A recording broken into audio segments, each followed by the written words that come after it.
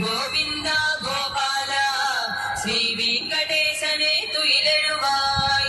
நிலையாக ஓரிடத்தில் இல்லாத நாரதரும் நிகரேதும் இல்லாத நின் பெருமை அறிந்ததனால் தன் வீணை இசையாலே உன் புகழை பாடுகின்றார்.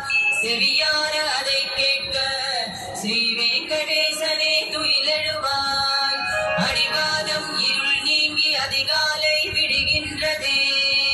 இதழ் மூடி சிறைப்பட்டு துயர் கொண்ட வண்டினங்கள் அழகாக மலர் பிரிய களிப்போடு வெளியேறி உதைப்பாடி துதிக்கிறதே.